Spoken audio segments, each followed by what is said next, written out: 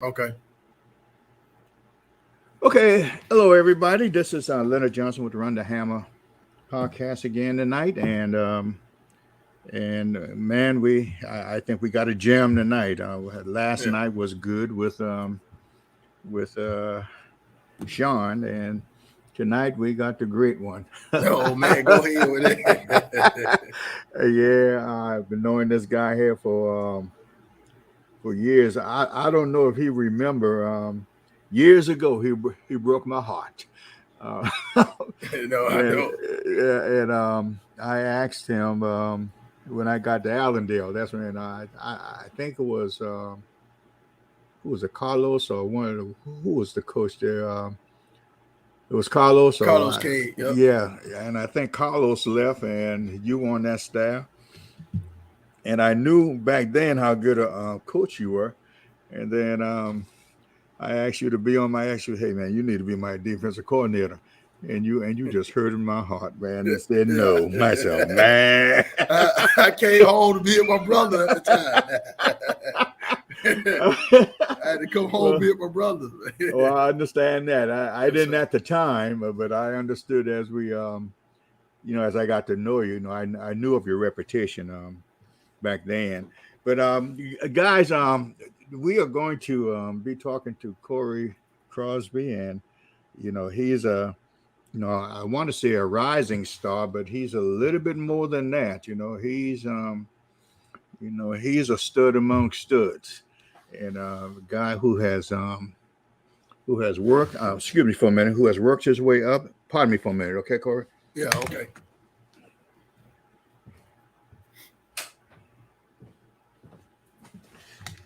Sorry about that, people, but who has worked his way up the right way? Doing the job and doing whatever it took to get it done and everything.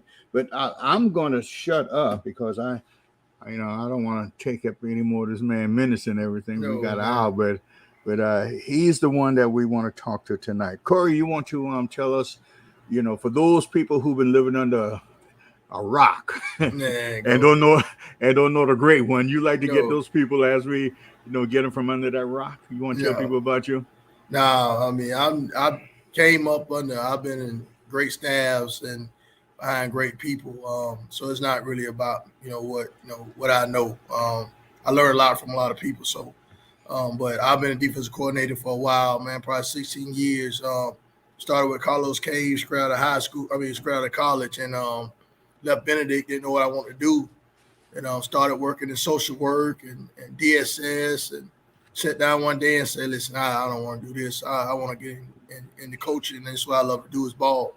So I worked with Carlos Cade, gave my first job as a linebacker coach, and then he young buck, I think you need to take over and do some defense, and guide me that way, and then did it for like 3 years down there in Allendale. And then my brother asked me to come home. He was a defensive coordinator here. He was a linebacker coach.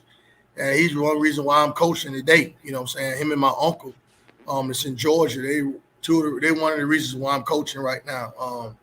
So he asked me to come home, and he was coaching linebackers. He like, listen, I go to D-line and you coach linebackers, and let's do this thing together. And that's what happened. I came home, and man, I learned a lot on the Butch, man. Kevin Crosby, I learned a lot. He kind of guided me where I'm at, and even when the times that I was learning at the time. And him and Carlos and Ron Duncan, that's at Scriven now. And I just start off like that and just learn. And we was a 4-3. And I sat down with Butch one time and I said, listen, I think we got to switch. We got some D linemen. We don't have enough D linemen that's going to line. We don't have DeQuan Bowers and Ricky Sapp. So let's go to a 3-4. And, he one of them guys, Butch will give you a chance to do it, but you got to know what you're doing. And I studied and came up with it. And then my uncle came aboard that was in Thompson, Georgia, retired, came aboard, Curtis Wiliams, and he matched everything I wanted to do in the back end. And he sat down with me. And he studied me he ripped me for a lot, man, about things I need to know in the back end and made me really learn the defense of how to match stuff with coverages and D-line and stuff like that. And it's just my career jumped off, man, behind them two guys, man. My brother and Curtis Wiliams, they really jumped my career off, right? And I wouldn't be where I'm at if it wasn't for them two guys, man. I tell you, my brother, man, I love him. He really let me coach and play my role in what I want to do, and he really got me to where I'm at now. And that's kind of where it's at. He just gave me opportunity to blossom, and I did, and I blossomed and went to work from there. Man, that was it. And my mom and dad had a lot to do with it. I had a lot of people that kind of was there to help me, and my wife and my boys had a lot of they stay on the back burner a lot. A lot of days I put a lot of time in, and they was there to support me where I'm at now. So hats off to all my family members on that. Now you know that you are, well, at least in this book right here, you are considered one of the better defensive coaches in the state, if not the Southeast. Man, now you do know this now. Man, go ahead with that, man. I study a lot of ball, man. That's it. Now that is so important when you want to do something. I think the best thing to do is to get in there and just study. You just dumb down. Yeah. And don't think that you're all this in a bag of chips, because there's been things go on back. Who kept you level-headed? That's a good word, because it's easy to get caught up in yourself. Who was that person that kind of said, "All right, dude, slow down"? My mom is a preacher, and my mom and dad. But my mom is she keep you level-headed on some stuff.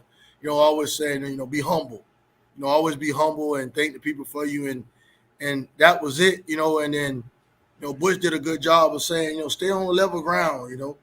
Stay grounded. Never think you're there, because when you think you're there, it's easy to get up top of that. Fall back down hurts a lot harder. And that was it. And then my wife, she got a big faith too, and then she'll tell you, because then that ball don't really mean nothing to her. So so she'll, oh, you don't think you better than nobody else, so that's it, that. And then my family and people, my coaches, they always challenge me. I have coaches in my office that always challenge me, and that want to know, they always kind of keep me where I'm at, and that's it. I don't never.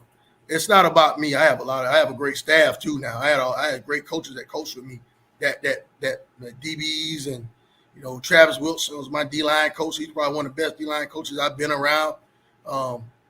Gene Wiliams, that's now is like my assistant head coach now. He's been our defensive back coach for years, and my uncle. So all them guys kind of kept me humble and let me know, hey, coach, we can't do that. We didn't look at this. So it's a lot of people in my circle that kind of humble me, and I don't really look at them stats and look at myself like that. I'm just a football coach that love kids, man. Now let's talk about the real boss in that family of yours, the one who really run things, and you better get this right. Let's talk about Mama, your wife, and when I refer to that, I refer to all wives as Mama and everything. Yeah, because I know she has a lot to do with your development and everything. Yeah. I mean, she was there when I was, I took the hard road, getting certified. I was a teacher's aide coming out of college. I wasn't certified. I had a degree in health, and I was, I came out of Benedict, and she was there when we was at, when I wasn't making the money and trying to go back to school, and she, she put a lot of stuff on the back burner. That's what a lot of people don't understand. She was there that kept our family rooted. And I hate to say it, guys. As a man. She took a lot of things that a man should have done, because I wasn't really there yet. Had to get back and get in school and try to get my master's and try to get certified and try to do things and I wasn't making the money that that teachers make and coaching. So she was there. She's a school teacher. She teaches first grade. Been teaching for 23 years, and she kind of kept that going and support my career on that and so she kind of kept me level-headed too, and she do a lot. She do a lot. She kept a lot. The times I was gone trying to study, working football camp, learning from people, going to Clemson, Alabama, trying to learn defense and stuff like that. She was there with my boys, and times I wasn't there. I remember one time, I remember like yesterday, I was in Georgia Tech, took a kid to AJ Cann, me and Coach Cann that's going to Delmont. And I was at OW. We was going to Georgia Tech to take his son. And my little boy was running a fever, and my wife had to go and take him. He was sick bad for like 2 weeks, and she was there, and I had to come back, and she had to wait 2 days for him coming from Georgia Tech, raising somebody else's kids, and she was there. So I mean, she, a lot of things I'm doing now, I gotta thank her for it, because she put a lot of things on the back burner, to see me blossom, but so I love her for that, and she raised my 2 great boys of mine, so she's the reason what I'm doing. So, well, I love those coaches' wives, because they are the real heroes. Because if they don't keep the house, I always tell our kids all the time, especially the young guys, if mom ain't happy, you ain't gonna be. It ain't gonna happen. You're right. And you need to make sure everything is taken care of that house, because they can make your life miserable, or they can make your life good. You're right. Yeah. Now, you talked about your brother.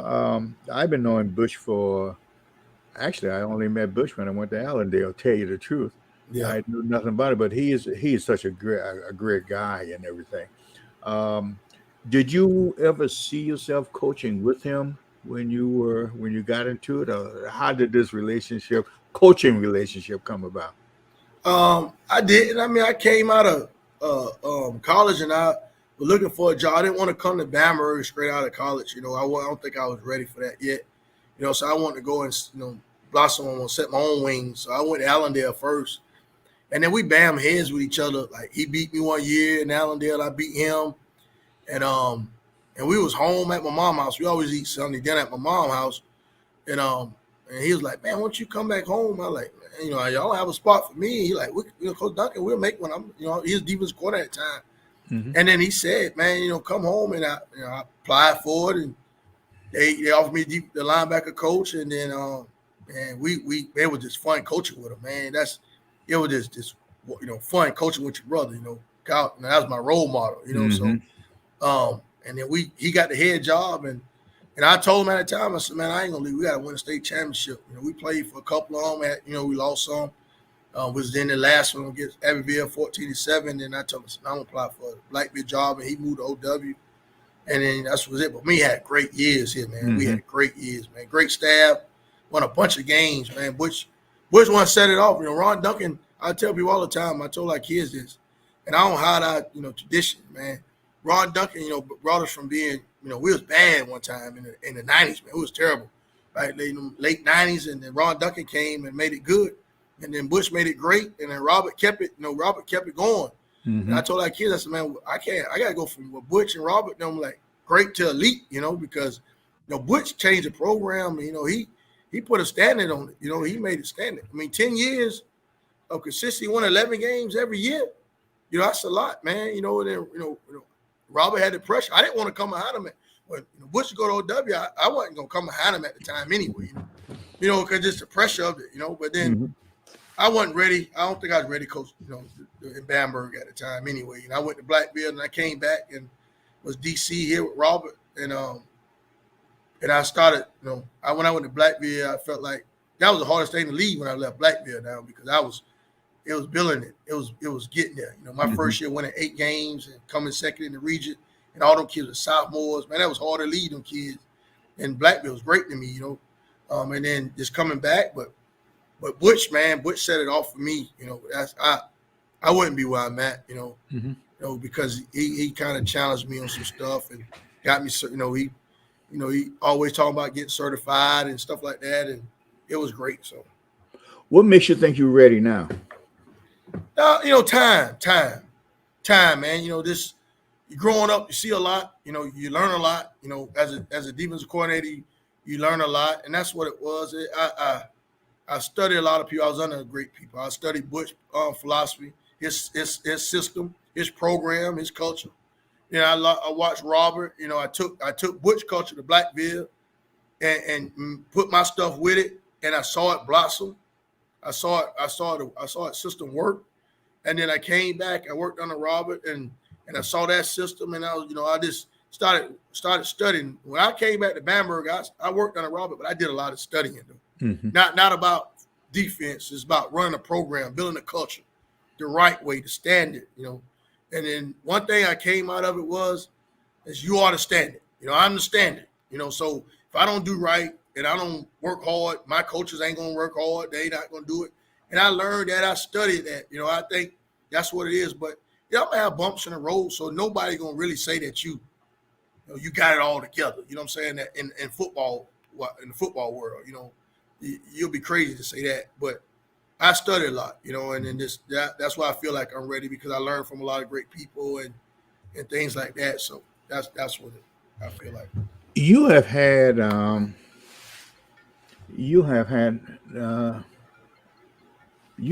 lot of great athletes to come to that program. I'm not so much interested in any particular one, mm-hmm. but how did you get that culture of excellence to those kids, whereas one after one, the next one? I mean, Bamberg at one time became a breeding ground for great athletes coming through there. What did y'all do? Oh, I think we came in a couple years ago, a while back. Butch wanted to touch the sixth graders. We started bringing our sixth graders in, just lifting them, showing them how to lift, and just building and understanding that blue collar mentality. What I'm saying, that work hard mentality of grinding every day in the weight room, developing kids, just developing them in the right way and doing things, and then just let them see how you work, let them see, and then tell them you got to be, I always tell our kids this, and I think Butch did a great job of it. Rob did a great job of it. Was, bad teams, nobody lead. Good teams, you got coaches leading. But when you have that great team, that elite team is player led. So you got to be the seniors. You got to show these younger guys how to work, how to grind, how to do it. And coaching wise too. So that's what we build it. We want to be the next one. I look at some of my kids now, man, they grind every day. They want to be that leader, so Mm-hmm. That's kind of how we built it. But, it starts with, the head, so how we grind. Butch grind hard, Robert grind hard, we grind hard, my coaches grind hard in the weight room, and then the kids see that, that carries over. And they see the ones in the pro now, so they want to see that. They want to be the next Ricky Sapp and Daquan Mm-hmm. and AJ and Keasean Crosby that played at Carolina, and AJ Wiliams now that's at Wake Forest. All them guys, they want to be, and then they brothers playing right now, they nephews and brothers playing on my team right now. So, and them guys gonna hold them to that standard. So that's kind of what builds it. Is that hard to do, or you do with present players, or do you have to just say, these guys here, we just going to start down here with these babies and start grooming these babies? Do you throw away, or we going to see what we can do with y'all? But really, my concentration is getting this culture built in the 6th, 7th, and 8th graders, as you mentioned before.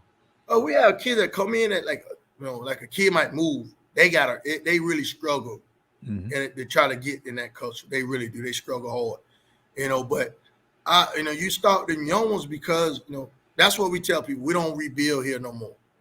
Butch did it. We reload. I remember one time Butch said it a while back. It was I keep it up. It's man down, man up.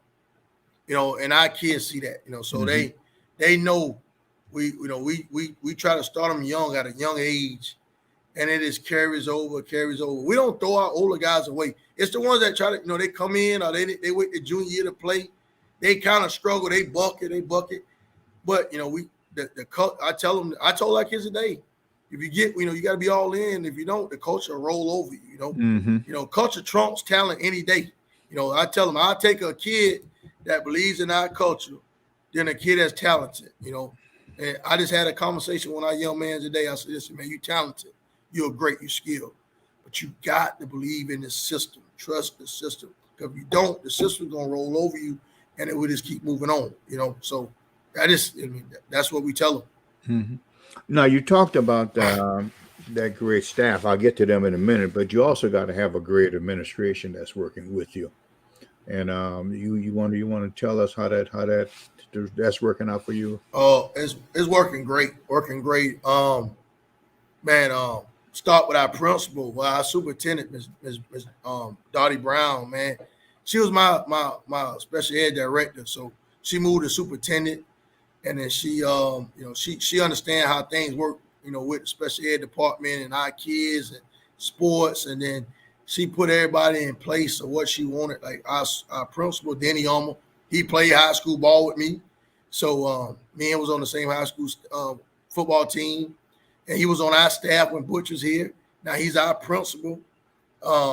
And then Ronnie Maxwell was him before him. So his daddy was our coach. And when I was a little boy, and then Robert Wiliams is my athletic director. So he was our, head coach last year.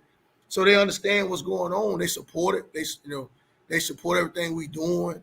They'll tell you, they'll talk when it's not right, how they think we need to do things better. But my administration is great, man. I think it's one of the best in the state.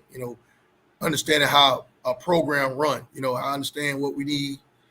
How we need to attack. To get better every time. Every year. So they great, man. They outstanding, best in the state to me. I've been to maybe 3 of your games over the years. And that's before huddle. We had to take the time and come in and just look at you. But what about you? Got some rabid fans? Oh man, might be too rabid. And I think one of the games I came to was when y'all were playing Calhoun County. That's when what's his name? Walt Wilson. Walt was at the coach there, and man, that was a war. Everybody was into that thing, and I said, man, this is great right here because high school, talk about those fans and that community of yours, man. Man, they think we should win every game, every playoff game, every lower state, every championship. They know when to run it, when to throw it, what defense we should be playing. But they come to practice. Our practice is open. So some parents will come, some fans will come. They'll come through. And they love that diamond, man. They love Bamberg football. They love Bamberg-Ehrhardt football. So, a lot of people don't like that. But, that's what makes football great is the fans. So, they're going to have their opinion. That's what it is. I'm a fan in college, So, I'm a coach when I'm watching TV. So, you got to live with that. But they love Bamberg football. They love that football on Friday nights. And I love it. I love the fans. I hate when COVID came because it shortened people up, but now it's back open a little bit. So our fans will be back, and I love them. I want them. I tell somebody, I was listening to something the other day, and they said, it's almost like eating chicken. You eat the meat, throw the bone away. So sometimes the fans will help you. They'll tell you what you're doing, so you got to listen to it and throw the rest of it away. But don't take it personal. I think sometimes when people take it a little personal, but sometimes they'll get up under your skin, but then you move on, because that's what they do. I'm a college fan too. I get mad when my team lose. So. You say you played linebacker yes, sir. At Benedict. Who was your coach there? Tony Felder was my coach. Tony was your coach? Okay. That's what I'm thinking. Yeah, okay. Tony was my coach. A great guy, man. He mentored me. Him and Coach Dixon. Coach Dixon was my defensive coordinator. Yeah. And Coach Dixon, man, he great man, great leadership, man. He just taught me how to be a man. Young man, I was in college, and man, I was just playing and living life. And he said, "Yo, you need to understand you could be a great coach one day." And at the time, I wasn't listening to Coach Dixon. I was just playing ball, thinking everybody, back then, everybody go to the NFL or somewhere, arena ball and play. But he really taught me, and that's kind of why I head off was. That's why I really kind of want to do some things because Coach Dixon really taught me the game at linebacker. He really taught me how to read a lot of stuff and study film too. So, Isn't it funny how people can see what you're going to be before you see it? It's crazy. It's it's nuts, Tay, to chew that. Crazy. But it's amazing how we always fight it off. Yeah. Because we want to do things our way and everything. Now let's talk about this staff of yours. I mean, and you can take as long as you want to talk. I think I got the best one right. Everybody kind of getting on me a little bit. I got probably the best staffs in 1A right now. I think we got to win now, but I think let's go off for wins and losses. I hate people that do it, but that's what people rate you at now. It's W and an L. They don't look at how you trying to change the program, but I got one of the best staffs, man. I kept Gene Wiliams on, and I was scared I was going to lose him, retirement. He's been coaching for 30 years, and he's been coaching DBs. He's been coaching offensive line. And, he's matter of fact, he's on the North-South, man. I'm proud of him on that. And he's on the North-South staff. He's an offensive line coach, and he's an offensive coordinator. And I kept him on. He like my assistant head coach, my right-hand man, and he kind of sit back and see some things. He's been in it a long time. And I kept, he's with me. He coaching everywhere he want to coach. He's offense, defense. And I couldn't give him a title. I didn't want to lock him in on coaching a position, and he could see the whole picture, and kind of get back with me, and we could relate stuff. And that was the first person I named. That's the first person I put on staff when I got it. They gave me the opportunity to do it my way, and I did something that I didn't catch heat, but a lot of people are like, why would you do it? I let everybody go. I called them in one day in the meeting. I say, hey, guys, I got a job. I'm thankful for that, but right now, nobody have a job. Nobody have a job but Gene Wiliams. I talked to him right before when I got the job. Me and him sat down and had a long conversation, and he knew the plan I wanted to do. So I let everybody go, and I rehired them. I rehired some. I let some go. Some that moved other places, and I had some put in different. I wanted to put them in different positions than it was coaching, and but Gene Wiliams is my assistant head. Travis is my defensive coordinator. He's been with me for a while, long years. He went to Blackville with me. He's my defensive line coach, Travis Wilson, one of the best ones. And it's a young boy that's on my staff. He's probably 28, 29, young, bright guy. Kobe Bear is my offensive coordinator. And, man, young kid. He kind of remind me of myself when I was young like that. So he's my offensive coordinator. Then I went and had a young kid come out of college. He been with us for 1 year. Will Nolan is my quarterback coach. Kind of helped, with our passing game stuff. Then Terrell Haynes is my running back coach. And then Marcus Cann, his brother plays at Jacksonville, offensive line. He played in college as offensive lineman. He's my O-line coach. And then I got a DB coach out of Blackville. He was at Hampton, and he went to Blackville with me. I couldn't get him back. I wanted him back. Man, this kid is great.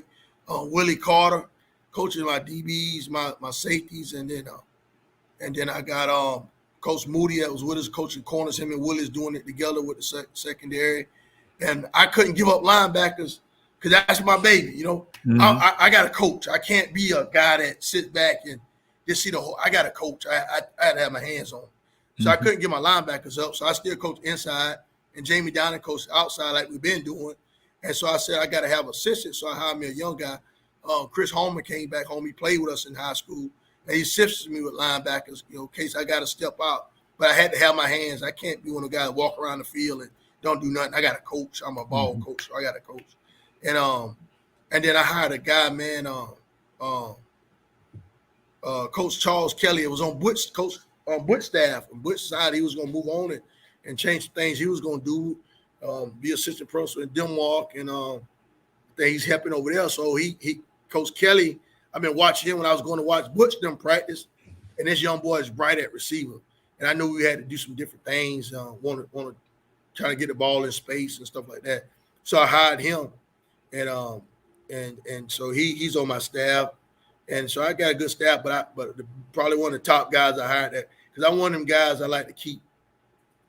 Obviously, why you got so many people on your staff? But I think people have roles, and you get people roles, and you're good as your staff. So I hired a guy to help me with like this. I call him like a football operation guy. He kind of helped me with basketball. So he contact all my parents, making sure send things out, keeps organizing practice, do a lot of different things that people don't understand that coaches got to do. So I cut some money so I could get him. And man, it been running smooth. Like I practice and our parents know when our kids going home, when he got practice, what time we got practice. He sends it out, man, schedule of practice and this everything, keeping everything organized. So, you know, you won't, because a lot of things you take for granted because you just want to get on the field, want to get on the field. And you forget, oh man, I didn't tell the parents, you know, this and that. And then that keep a lot of stuff down. So that was great. I hired all them guys and my administrator, you know, hey, Robert, you know, they backed me, my principal backed me. You know, a lot of my guys is inside the schoolhouse.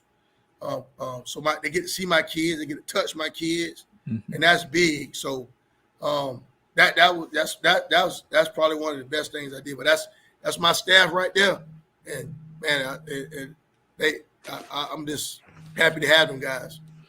Now they are just under your leadership. They have just been coaching.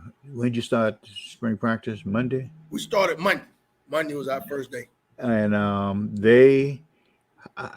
how's it working? How's it? I mean, it's hard to say after 2 days, but how is it working now under you? You know, it's a different animal when there's somebody else, but you in charge. How's it working for you right now? I told our coaches today, we went out Monday, we probably had 60 kids out there in a 1A program. And everybody was getting at it. You know, we met, we was meeting all year since since like January, understanding what was going on, just adding them guys on. And so, you know, we met, but it been going great, man. That you know, like practice Monday was great. You know, our coaches, everybody know what they got to do. They you know, they at the spots, they coaching them butts off. They got the kids organized. Every kid is doing something. They moving. And today I told our guys, I said, it felt like we've been practicing for 16 days already. Mm-hmm. It's like that's how we look right now. You know, we young up front. We make mistakes, but our kids know what's going on because our coaches is really, really getting at them. And we feel like we practicing like it's day 16. And I told them that. I said, listen, I want to go. I said, my goal coming out of spring is go from a jog to a sprint. And I think today we hitting almost a 40-yard dash. That's how fast I think we going. Now, is that because they buy into you? Nah, I think it's just, you know, it's not because they buy into me. I think it's just they understand what we want to attack, you know, and then you having a plan, you know, you having a vision. They understand the vision that I have set that we set out, you know, and they understand, and everybody buying into that vision, you know. And I think, you know, and what the biggest thing, everybody know they got a part. They feel like they got a part in it, you know. And I tell them, I said, listen, guys, we're a puzzle. I'm just one piece of the puzzle. I might be just a little bit bigger than y'all, but if one of y'all get out the puzzle, it's not complete. So y'all got it's a puzzle, you know. So everybody got a part. Everybody got a part to play, and they understand that. And I coach them. I tell our guys, I'm not going to be one of them guys that oversee you. You know, I'm going to tell you what we need to do or how we need to get there. I'm not going to be on you. This is your position. Put your stamp on it. You know, this is your group. Put your stamp on it. And that's how Bush did me. You know, so I think that's what it is. And once they know, like, I'm going to use one of my running back coaches, Terrell Haynes, man, I told him, I said, man, put your stamp on your position. Young boy, about 26, put your stamp on it. You know, this is you. Put your stamp on it. And he went with running with it. I saw today, we was running a little play, you know, everybody running a little dash, a little outside play, the power read. And he went out there and had a kid go flat, you know, go straight down the line. And I was like, he's coaching. Now he went out there and he stayed to the spot, and that kid hit that spot and then turn it up. And I was like, now this young man coaching, you know. So that's what they feel like. I got a piece of it, you know. I got a piece of this program. You know, I know what the vision coach set for us, and I got a part in that vision. People don't want to hear, like I told a kid, like they don't want to know about a role. Because you say a role, oh man, you know, I see the vision I got for you in this program, not a role. I hate roles. I hate people tell me that because I was like, oh, you know, now you bigger than me. When you say you got a role, this is your role. No. This is the vision I see for you in this program. So to do all that, then you have to have complete trust in the people that you hire. Yep. And how do you know? I mean, I study And I'm asking this question. I'm asking this question for other young coaches who will be listening, who want to understand that it's more than X's and O's. Yeah. I study them, and I'm around my coaches. They like we're in the gym. They in class. I get to go see them. I get to just listen to them outside of ball, and a conversation they have about other stuff. Because now you could tell a person how they talking about a conversation. Are they talking about another person? Are they, are they trying to backdoor somebody else? And you could tell, quick, Mm-hmm. and that's how, that's kind of how it was. I told our coaches the day I got the job is, can I trust you? Can I trust you? If I can't trust you, then I can't have you around me, Mm-hmm. and that's what it was. And then, I just study them and just, listen to them and just daily conversation. Because if you just casually around them, people talk. Yeah, you'll feel people out, and that's kind of how it is. Can I trust you? And that's kind of, that's how I built it. And the guys, some of the guys I've been with them for so long, and I saw them work. I saw the good and the bad and the ugly, so you kind of get to learn people at that, because you've been with them so long. And like Willie Carter, I hired this young man out of Wade Hampton. He was in Blackville. He was with me. He was the first one to say, I come on board.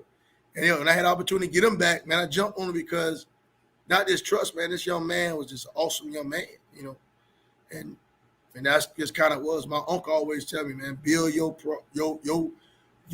coaches around good people that you could trust. Mm-hmm. They good to everybody else around you. They're probably they'll be good to you too. So that is so true, and it's hard to build a program if you don't have everybody on the same page. You're right. Everybody got to be on that same page. Otherwise, it is not going to work. How do you get your coaches educated? I mean, the game is changing. Wow. It probably has changed since the time we've been on the on this podcast. Yeah. How do you keep up with the changes? Not you in particular, but your staff. We go to clinics. We go to this year I took half of my coaches to the USC clinic. I took the other half to the Clemson clinic, and then we go and study people. We me and my offensive coordinator and my quarterback coach and passing game coordinator Will Nolan and Kobe Berry. We got with a guy out of Texas and started zooming. Started studying and stuff. Offensive wise. Because. We want to do some different things. Now we're going to run the football and we're going to do some stuff. I told guys we want to do something that's going to protect our run game. Mm-hmm. I don't want to. I told our guys today in our office, we're going to run the football in Bamberg. We're going to run the football, but we want to have something that's going to protect our run game. What we could do to protect our run game. So we got with a guy and started zooming with him. He was consulting with us and stuff like that. But I get our coaches to get around people. And if you want to go to clinics, we pay for it. Our district do. And I tell them the educator is like a school teacher. You're a coach, you're a teacher. You're teaching, you're learning, you got to learn. Education is changing. I'm a special ed teacher, and I love it. And every day it's a different day.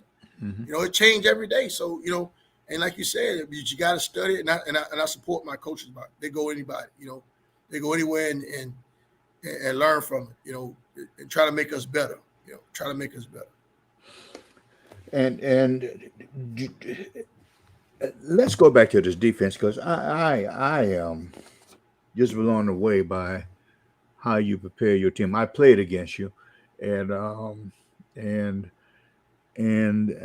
just impressed about how you keep these guys going all the time. What's your method? We always talk about, we're going to start the run first, and we always want to be physical at a point of attack. I just tell our kids that, we always try to, we always want to be option sound on what we do. And that's just, that's kind of how we built things off of it, but then there's running and hitting. We tell our kids, man, run and hit. That's what we break down on. Run and hit. be physical at a point of attack, run and hit, fit your gaps where you're supposed to be at, hat and hands. We are old school football team. I tell people, I try to be like South Georgia, that nasty grind football. This physical up front, man, and just be violent. That Georgia, this South Georgia football. My uncle was at Thompson, Georgia. I was a little boy. We used to go watch them play at Washington Wilson, and they play every Thanksgiving. And I was a little boy. That's how physical they was. And that's just how I wanted our boys to be, this physical point of attack up front. I don't care how big we are, this violent hands, man, this violent hands. And that's what we do, man. It's so tough in some communities, football communities, and I add mine to it. It's so hard to get that toughness back. Once you lose it. And you don't find that a lot, because the game is a violent game, and if you don't watch, if you're afraid of violence, then you're not going to be too successful. You can't be a pansy, as one guy said. And is it that we're afraid to teach the toughness now, or because I think a lot of times we as coaches back up. Why you think it's that?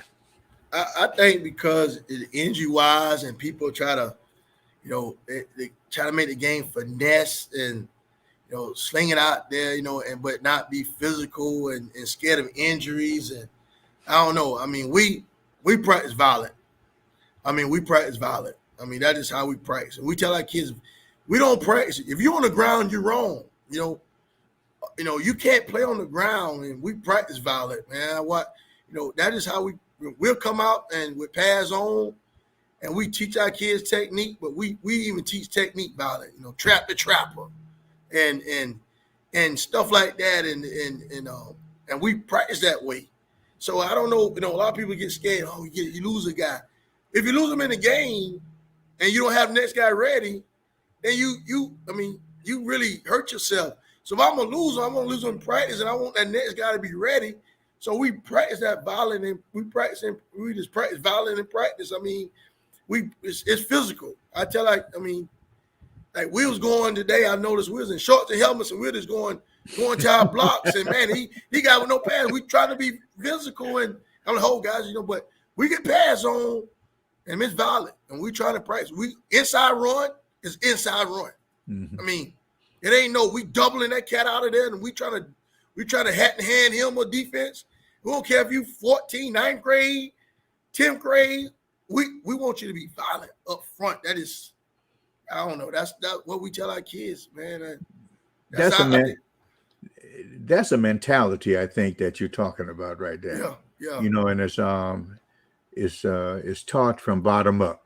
Yep. When you hit the football field, it's a new face. Hey, let's roll. Yeah. You got me excited. I'm like, whoa! I got a couple more days before we put pads on. I know inside. I'm excited to see how. Like, we got some rising 10th graders, offensive linemen that we trying to get ready, and I'm like, I just want to see them just get violent, And they trying. They want to get the big kids, and that's just a mentality that Butch set that mentality here. We used to do board drills, call it Raider drill. I took it at Blackville, and when I first got there, we was a little soft up front, and we did them board drills and Raider drills, and we had our receivers doing it. We're gonna go back, and everybody's got they want to attack each other, and it turns over on the game day. You can see it on the game field. Yeah, it's it works. I can tell you that it works. Like you get back in the days of the Hammer. I came to see you play at Saucon State plenty championships, and you had them big boys up front, and y'all boys used to mash some people. That's the good old days of football. Good old days of football. But we talking about you now. How do you deal with your kids on a daily basis? I mean, I know you don't have angels. You because we don't want to put that illusion. No. How do you deal with them and still keep the love there? I guess because someone said that a couple of weeks ago. You got to love them up. How do you deal with them and let them know I still love you, but you got to we got to do this. How do you do it at your place? I told somebody 90%. I told you this earlier. 90% of head coaching is not coaching. It's dealing with the other stuff, But you got to get on them. Every kid's gonna make mistakes, man. They gonna do something dumb, something stupid. We get on them. We try to educate our kids, man. Now with a lot of stuff, and I get on them. I'm hard on our kids, and I have coaches that come behind me. In a program, and I keep saying this. Butch and Robert did a great job.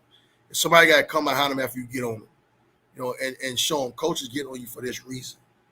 I might be I'm the coach that's gonna set it, get on them, and then I have another coach say, educate them. Hey, you should have done that. You should have been in class. You shouldn't have walked out of class. You didn't do this. You didn't do that. Even in the community now, these kids got so much stuff they got, man, that we battle against as coaches, man. So many things these kids can do now. And, social media wise, man, all kind of stuff, man. Vaping and all this is so bad now. It's crazy. Mm-hmm. You got to educate these kids. And then, I'm not big on throwing away a kid. I'm not. Mm-hmm. I'm not big on that. Because if I throw him away, I know where he's going. I want to educate him first and then try to guide him through. If I can't, then I might lose one or two to save the rest of them. But I'm going to help him first. One thing, when he leave, he'll say, Coach Crosby did try to help me. Mm-hmm. I didn't want to help, Not, man, Coach Crosby just kicked me off. No, Coach Crosby tried to help me first, and then I decided to do wrong, Mm-hmm. But that's kind of how we do it. That's how, I have a lot of help with that. My coaches do a lot, and that's one thing we talk about. It's a mobile-sized coaching ball now. You got to educate these kids, and you got to love them up, but you got to teach them. There's mobile-sized coaching X and O's now. Mm-hmm. We got to do some other stuff too, and that's what I'm doing. My uncle always talked about that. That's one thing he always told us, man. Love the kids up, but it's bigger than football, bigger than ball, man. The kids got to have a life understanding. It's a life after ball, and you got to let them be young, grow up to be young men, man. You probably got at our level, 1A level, you probably are the strongest team that I see. How do you implement your weight program? We're a power team. We hang clean. We do some form of floor exercise every day. That's how we build it. We build it in the weight room. We build it like that. I was a scrum coach for years. I still have my hands on it. I designed it. Coach Barry do it. Our offensive coordinator, he's in there now. Coach Will, Coach Travis, all our coaches in the weight room now. They have their hands on it. We have some that's on the track when they need the weight room. I have to lift weights first, then go to track. We don't go to track, then come and lift weight. You go to weight room, then go to track. So we are a power floor team, and we hang clean. We power clean. We hang snatch. A lot of people don't like to hang snatch. We hang snatch. We're a hip team. I tell our guys, we might not be the strongest on the bench, but our hips got to be strong. Got to pop them hips. We got to be strong in our squats. Front squat. We back squat. We overhead squat. We do a bunch of things with our hips. We want to be powerful with our hips. And that's what a lot of people see. We might have, I told a kid, I'd rather for you to bench 250, but be strong in your hips, than bench 350, and then you can't come out your hips. You might be 405 squatter, but you can't come out your hips. So I want you to come out your hips. I want you to be able to snatch them hips, flip them hips. We got some 8th graders, man, strong as a cat, man. They woo. Like Marcus Cann's son, and we call him MJ, his AJ Cann nephew, man, he could snatch, man. He look pretty snatching. Jamie Downing, we do a lot of overhead snatch, and that's all about flipping, getting them hips popping. But that's how we build it. That's not gonna change for us. We're gonna build it that way. Is it mandatory for your coaches to be in the weight room also? It's not mandatory, it's a standard. They see it, they just know. I don't think we got to make it mandatory. Our coaches just come in there, I guess they seen it from Butch, a lot of things, a lot of this program was already kind of set a little bit. So the standard was already there. So our coaches come in, they know in the summer, we work out 6 in the morning every Monday through Thursday. Our coaches there at 5:30, 5:45. We have some in the weight room, some outside in the summer. They come in. If they're not coaching another sport, they over here after school helping out. Doing different things. Showing the kid, hey, get them hips down. Stuff like that. That's just a standard that's been set. I think. No, that is great, man, because if everybody is buying in like that, that explains the 11, 12, 13, 14 win seasons. It just doesn't happen. And the other thing is that you do it so consistently. And it's definitely not the X's and O's, because I know Butch, he's not that flamboyant. No, he's down here. Him and Robert, they down here. They might get on me. I want to get out of space a little bit, but they down here. Powerful. That's what they do. Yeah, and so there are other things that you do that's in your wheelhouse that makes you better than the other team, and I can guarantee you that most teams are not doing what you're doing, because it shows by your records, and we can come up with all this whatever they're calling it now, but if you're not taking care of those as you said, those hips, because I used to call it, man, hey guys, we play with our legs, we don't play with our arms. So we're gonna squat, we're gonna power clean. That's what we do, and that's how you do it. Couple of more questions before I have to shut you down, because you'll be here all night. No. Man, the one thing I love about this is, man, I'm seeing this enthusiasm out of every coach that I've talked to, man, and yours are just bubbling all over the screen.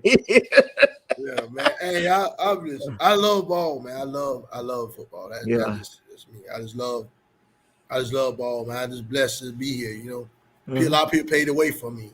That's kind of how that go. So, but I mean, I think me going hard is showing them the thanks I got for them. When you sit down and think about the path you've taken to where you are right now, how does it make you feel? I don't want to put words in your mouth. From where you were to where you are right now, how do you feel?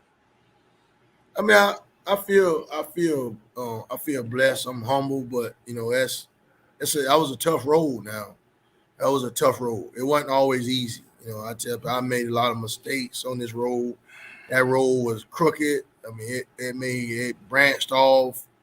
But it sometimes you gotta take that hard road in life to get where you at.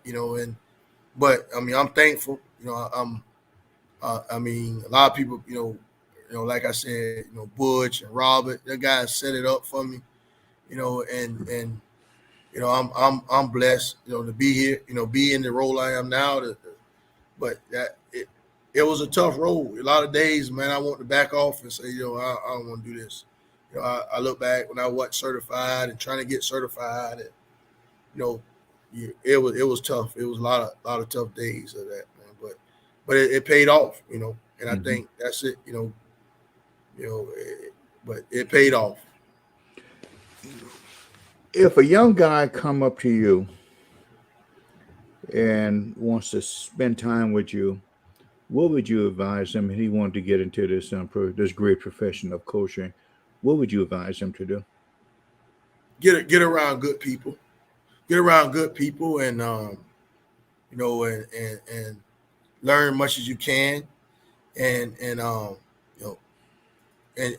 basically treat people the right way. You know what I'm saying? Don't try to backdoor it and be loyal to your person you're on staff with at the time. That's big. Don't. I tell our coaches that right now. I give you, it's like a 3-chance rule. You come to me and say, "Coach, let's do it this way," and I might say, "Okay." You come back and coach, let's do it this way. That third time, either you show me why we gotta do it this way, and after that, let it go.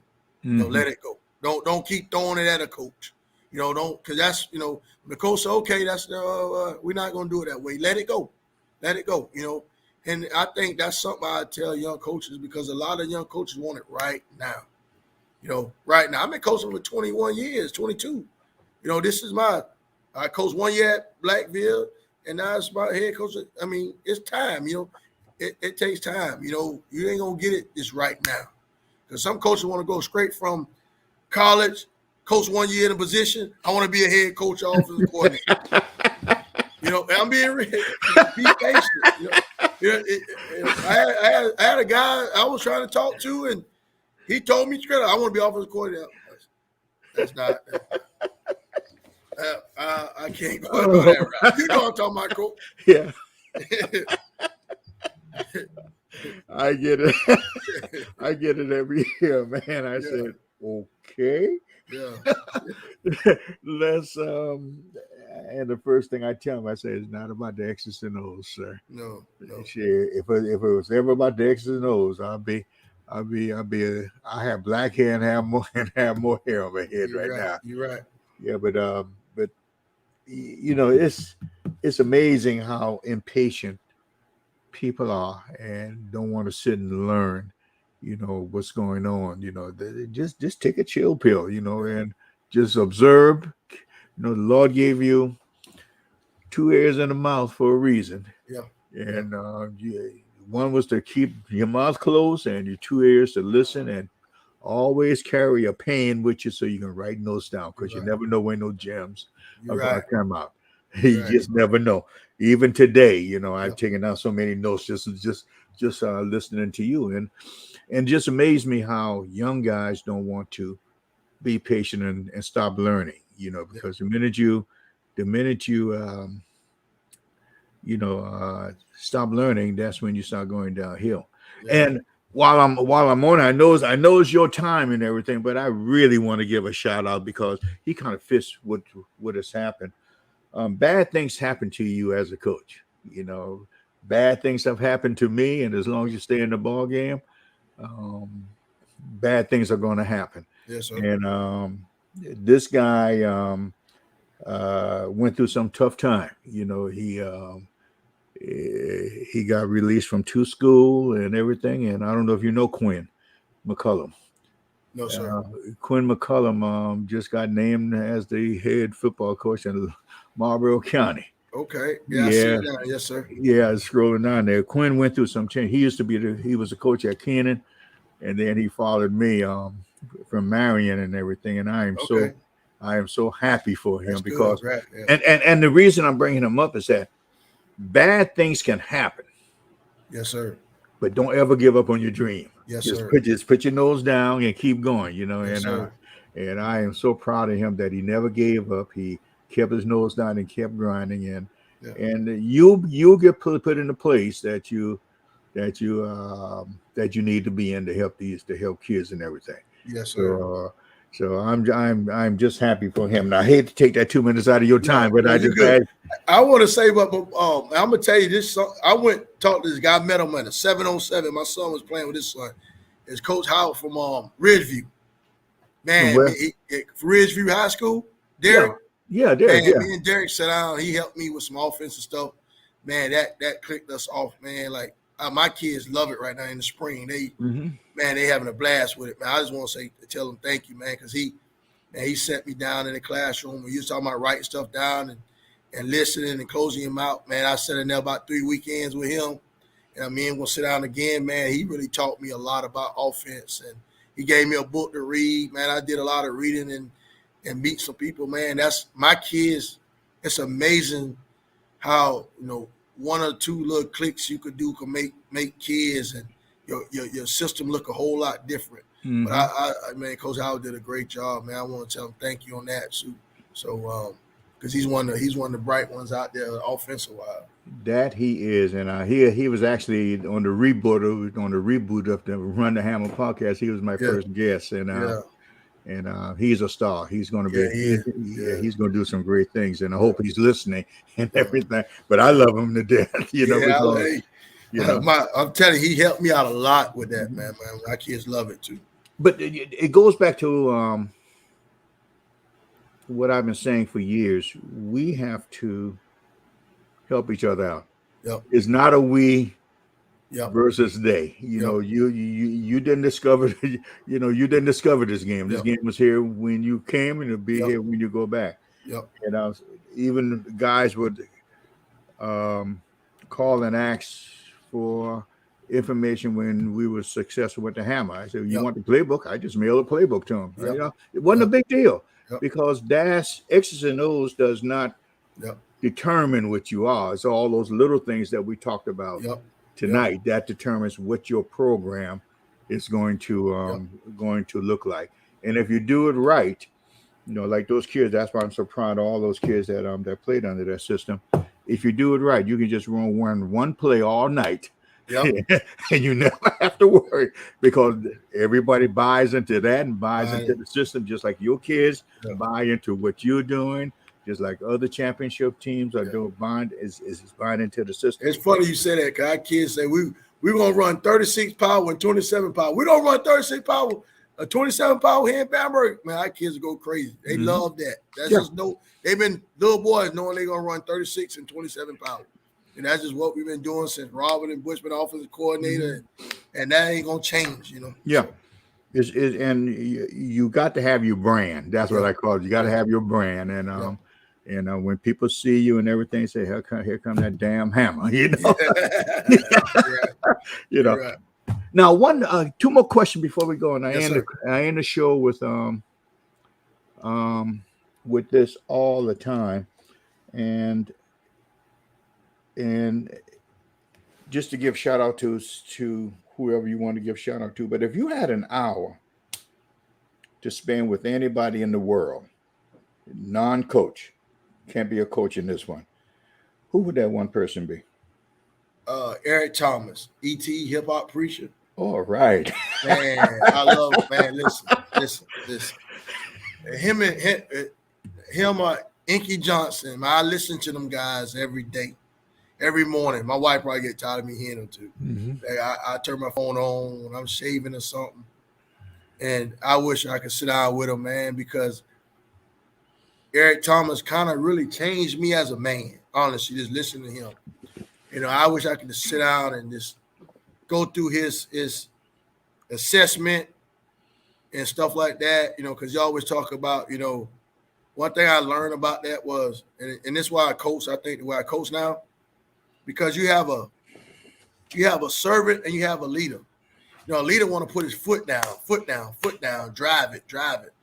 A servant want to make sure everything going smooth and getting that thing operating right, And he really made you look at everybody have a role. Everybody is different. You got some people that, they a laid back person, they're a hard nosed person and stuff like that. And Eric Thomas just really changed me, made me look at a lot of things different. Cause I listen to him every day, his stuff on YouTube, stuff like that. And he really changed me as a man, as a daddy, as a father, kind of grown up on some stuff. But if I could sit down with one person, it's him or Inky Johnson, just how they go about stuff, they everyday life, because he say all the time, Eric Thomas always say, man, a successful person, they have a routine. They're going to do the same thing over and over. And I had to understand that. I got a routine. My routine is not going to change, and that's something I had to learn. You can't be bouncing from this place and that place, you got to have a routine, and that's going to carry on through. But that's the one person I probably will sit down with.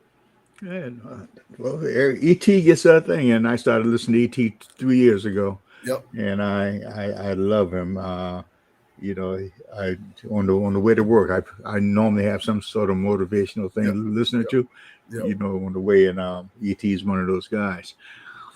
Coach, out of all the coaches in this country, who would be that one coach you sit down and talk? You want to have 1 hour to sit down and talk with? Probably Nick Saban. And why Nick? This how how he go by his business every day on running a program and the standard, how he set the standard and stuff like that. Nick is great at the business of getting kids to perform at a high level and being successful at what he's doing. That's probably the one guy, that be Nick Saban. And but the other one now, I know you said one, but the other one, go ahead, your show. It's PJ Fleck. A lot of people don't like a Minnesota head coach. I read his book. My wife brought me his book, and I adapt a lot of that from his stuff was family. Forget about me. I love you, and love is sacrifice, and row the boat kind of mentality, and getting the right people in your boat and rowing it and stuff. He's building the row. Just telling how you got to row a boat and talking about when you row in a boat, your back is to the future. You're only in the present, and all you can see is the past. And I got a lot in my past that I'm seeing go, like I'm in my present. Don't know what I can see in my future, because my back is to it. I got to keep rowing, because if I don't, I'm just stuck in the same spot. And that was the best thing ever happened. If I could sit down with him and Nick, man, that'd be great, because I tell our kids that's what we build our stuff on. Family. Forget about me. I love you. And love is sacrifice. And I tell our kids that every day. You got to sacrifice something. If you love this team and you love this program like you say you do, then you got to sacrifice something. Even me. I'm the standard. I'm the standard of the program. So if I'm the standard, I got to do right. If y'all going to do it, you got to do right. So. That is fantastic, man. I tell you what, man, I could be on there for 3 hours, but I got to let you go see Mama. Okay. Go eat. We just go to the practice field about 6:05, man. And I sure appreciate you being here and everything. Yes, anything before we go, you want to close out and say? I just want to thank a lot of people for getting here. Man, thank you for inviting me, Coach. Man, you want to talk, man. You one of the top guys around, man. You've been doing it for a long time, won a bunch of games. You do it the right way, and I told somebody, I remember one time you came up to me at a clinic, and you don't remember, we was in Greenville, and you stopped me. You said, "Congratulations, young man." And I was like, I was shocked, hey, Coach Johnson know me, and this man, you've been around doing it. I was watching you at South Carolina State, you in Williston, just go at it, just seeing how you run it. You never got rattled, you did it the right way on the field. You do it the right way, how you run your program athletically and all over, So, I just want to thank you and my mom, my dad, and my family for being, to support me, and and Robert gave me a shot, and Butch get me where I'm at now. I told Butch gonna really blossom what he doing, man. Butch, I tell him that, it was hard for me to leave a job. I left Blackbeard. That was tough. I know it was hard for him to leave, but God got something bigger for him. I tell people say, when I left Blackbeard, like, what you gonna do? God saw it before me, so I know it's gonna lead Butch where he's going, and he's gonna blossom what he's doing. Because he really got us. Butch, a lot of us still call him Coach. We call him Coach Crosby. We go to his house like, "Boss, what's up?" We call him Boss. We like, "What's up, Boss?" We talk to him, and he'll tell us what we're doing, right or wrong. Me and Travis and them. But all the people that helped me, man. Robert is my AD, doing a great job and support me, and all the people in my family, like I said, my wife and everybody else that support me. I just want to say thank you. Okay, well, I sure appreciate you coming on, man. I tell you, when you said you wanted to do it, this is going to be a good night, and everything. And let me tell you, you keep on doing what you're doing, because it is not finished with you yet. You got some great things to do in the future. Appreciate it. Well, thank you again, man, and you can go home now to see Mama. Okay, get something there. Be safe. You be safe going to Dallas too. Okay. Yeah, I will. As long as the plan staying there, I'll be fine. I'll pray for you, Coach. Okay, thank you, man. Yes, sir. You have a good night. Okay. All right, guys. That was Coach Crosby. superstar in the business, and you can see why, and how he has taken what he's learned from other people and is implementing it into his program, and just giving the praises to the other people who've helped him. You sure can't do this thing by yourself, man. The best thing to do is to latch on to somebody that's that you want to emulate or learn and do what you need to do. There's no shame in that. Next week we got on the 10th, we got Greg Wright, another superstar from Timberland High School. And then we go back to the Midlands, and we got Coach Marlon Taylor from Lower Richland High School on next Wednesday. And I hope you guys, thank you again. I forgot to thank the people who chime in all the time. I appreciate the comments and everything. And, and all we're doing is trying to highlight these young men into what they do every day to help these kids, because it's our kids are getting more and more difficult to deal with. But you got coaches like Corey and the others who are in there hanging with them and trying to do the right thing from them. So I'm going to leave you, and gosh, as I say all the time, tell somebody you love them, and give somebody a hug. Have a good night, and thank you again for tuning in.